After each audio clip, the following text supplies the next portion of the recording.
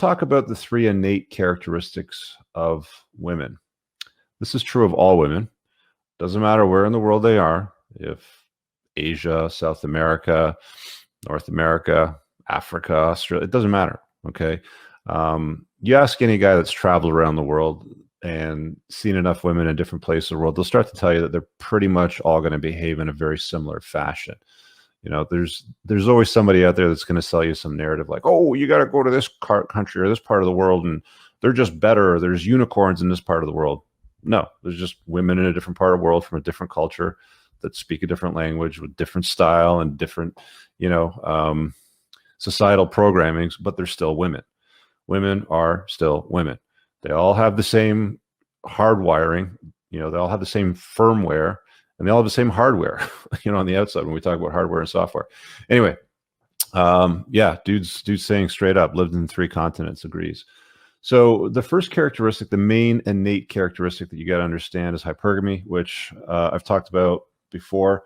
If you want to know all the ins and outs and nitty gritty of hypergamy, Rollo Tomasi is the man to watch on that. But the nuts and bolts of it really is a woman needs to believe that every day when she gets up in the morning, I mean, this is the way that I sum it up anyway. When she gets up in the morning, that you're the best that she can do. She's got to look at you day in, day out, week in, week out, month in, month out, year in, year out, and think to herself, this dude's the best that I can do. My hypergamy satisfied. This is not what she's thinking, but this is the mechanics of it.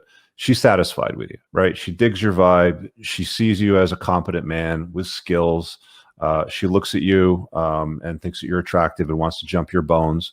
There's a lot of things that come into play, but that's really what hypergamy boils down to is this guy the best I can do?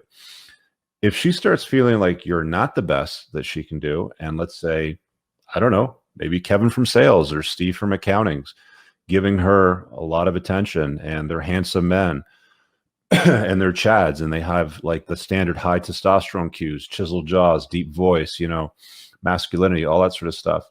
And she thinks that she can do better than you. Well, maybe the clock might start ticking down. I'm not saying it's going to tick down and there's going to be an end of the relationship, but there are a lot of things that can start to happen which lead down towards that. What else can we cover with hypergamy? Yeah, that would be the like the nitty gritty of it. I mean, there's different things to consider, different times, different times of the month when women are in different parts of their cycle, and there's parts of their cycle like when they're ovulating, when they seek high testosterone cues and more alpha cues. There's times in their cycle when they're menstruating and they're not, and they're looking for more safety cues and more beta bucks. We talk about alpha seed and beta need. So there's little parts of hypergamy that break down to different types of equations. But I think it's widely accepted now.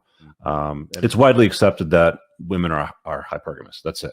And don't believe any of the crap like, well, men are too, or men are hypogamous, or they make up some other shit to try to cope with it all. It's like, just understand that women don't like to date across and down on the socioeconomic scale.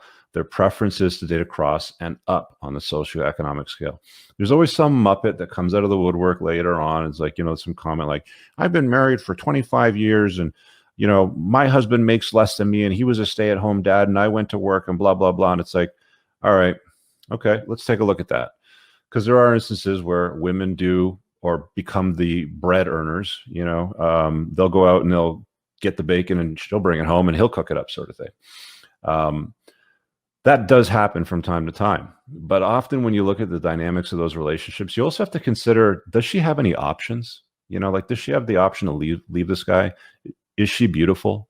Does she have beauty cues? Is she fit? Is she obese? There's a lot of things to consider. But again, when I said earlier, when I kind of started this off, this is like 95% of what you need to know. Okay. There's some intricacies here and there, which, but there's an exception, or there's this, that, or the other thing.